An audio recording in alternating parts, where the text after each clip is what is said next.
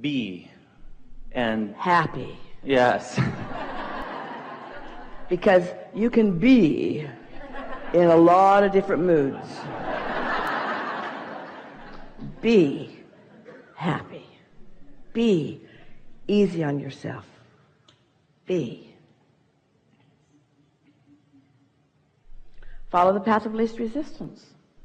Follow the path of least resistance. So these signals that I'm getting, like, oh, this is the right moment, or like, oh, don't send the email right now, or go there right now, I can just play with this a little while and see. In other words, has there ever been something that you thought you should do? Yeah. And you just can't quite get to it. And finally, you just do it because you're supposed to do it. That's not the path of least resistance. That's the path of most resistance. That's not going with the flow. That's going against the flow. And there are people, even in this room, who worry about this conversation because there's stuff they want you to do. They don't want you to go with the flow. Esther sometimes doesn't want Mark, brilliant Mark. Mark put all this sound system together, reconnoitered all of it, keeps it all running, trains everybody.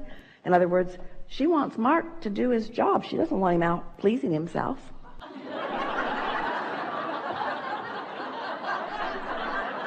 What she really wants is Mark to be happy in the co-creation that they're doing together. And she believes that she can have it all. She believes that she can have a really productive, creative, genius, thinking on his feet, always knowing what to do Mark, who's happy. And isn't that how he's the most happy?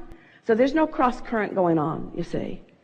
So when you realize that everyone is feeling however they're deciding to feel, and you only have control over how you feel. And so you start feeling what the path of least resistance is. And by that we mean it feels good. It feels good. If it doesn't feel good, we're not saying don't ever do it. We're saying don't do it right now. If it doesn't feel good, doing it right now is going to give you paltry results. Doing it right now is going to give you less than what you want for it. There is a better option. And employers and parents and mentors all over the world, hearing that might worry. Well, we've just wrestled them to the ground. We've just got them convinced that they should do these things because we need them to do these things. And we say to you about your employees or about your children or about anybody that you care about, your first order of business with them, the thing that you must want more than anything else, is their alignment. That's what you must want most for yourself too. When I think of getting what I want, it's so cool because I know I'm a deliberate creator, but I wanted to feel... But let's start in another place here, because here's the confusion. Everything that everyone wants is because they think they will feel better in the having of it. So what you want is an emotional manifestation, which you have the ability to produce without the physical trappings. So if you're able to produce the manifestation of emotion, of expectation and of happiness, then there's no resistance, and now the universe will yield to you in all the other ways that you've defined. You see, that's the reason we told you the silly story about the lamp. The lamp is insignificant to this story, except that it was a piece of something that was in Esther's consciousness.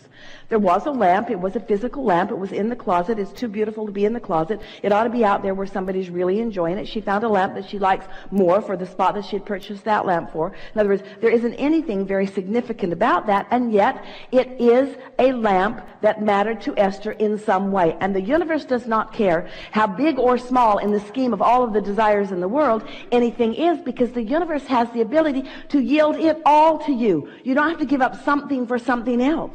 You can have it all. Are you starting to get just an inkling that you can have it all?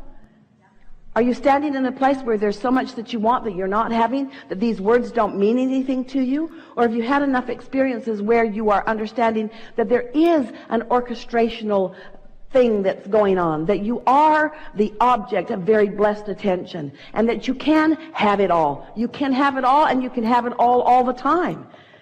You just have to care about your mood first, and then watch everything else come into alignment. And it feels so good when it happens.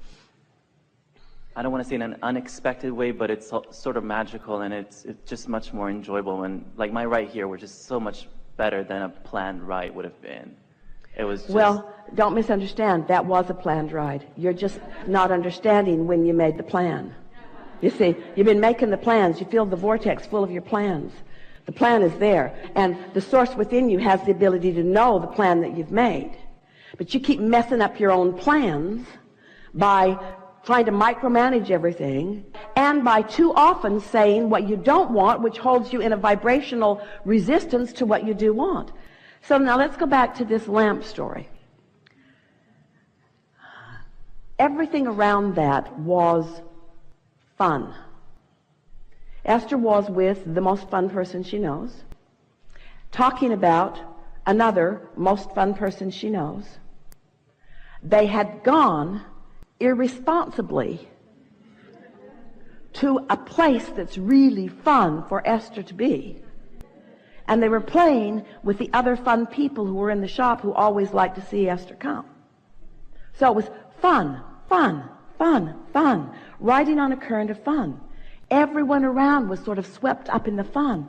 When Tracy walked into the store, she looked like an angel. Her hair is blonde and she is beautiful, and it's cold outside, and she came in and fun, fun, fun. The conversation is just fun and loud. Fun, fun, fun, fun, fun, fun. In other words, the perfect environment, like a petri dish that has been created especially for the explosion of lovely things. And there are so many other things that took place in there that we won't take the time to talk about. But in other words, you want to create for yourself this environment where, and clearly you did it, what you are living today is an example of that. We want you to feel the juxtaposition of these two scenarios that you are presenting to us here today. Because one is just you going with the flow and acknowledging the supersonic success of this. Do you know how rare it is with the millions of people who are eager about this work and about this conversation to even be sitting in this chair? Do you realize what a unique experience this is? Of course you do.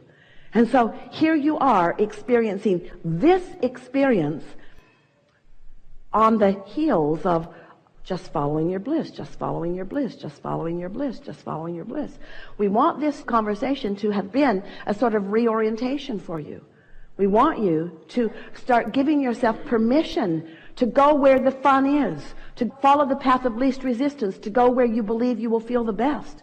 We're asking you for just a little while to be more irresponsible, because the responsible thing that you've got going on is not working out that well for you. Because when you start being responsible instead of following your own bliss, then you feel resentful of those people who are thriving in the face of responsibility. The most irresponsible people you know are thriving the most. That's just not fair. Those basketball players, how dare they follow their dream and make millions of dollars? Those dropouts of college, or those that never went to college, Bill Gates, how is it that he could follow his bliss and just do what feels good to him? How dare he thrive when the rest of us are following our responsibility and doing what we're supposed to do and keeping the rules? And we say, there are some rules and some laws that your gut has been pointing you toward, that as you start listening to the way you feel, get on a rampage of fun for a little while and watch what the universe yields to you, and show yourself the ability that you have to get rid of doubt before it starts tomorrow by staying in a happy, feeling good mood. Watch how traffic treats you and others treat you. Watch how you rendezvous with people. Watch how the nice people of the planet find their way to you. Watch how you move around in a sort of bubble of well-being while the rest of the world is doing whatever it's doing that's none of your business. Really good conversation. Yes, thank you. Yeah. That was fun. We think this is a really good time for a segment of refreshment.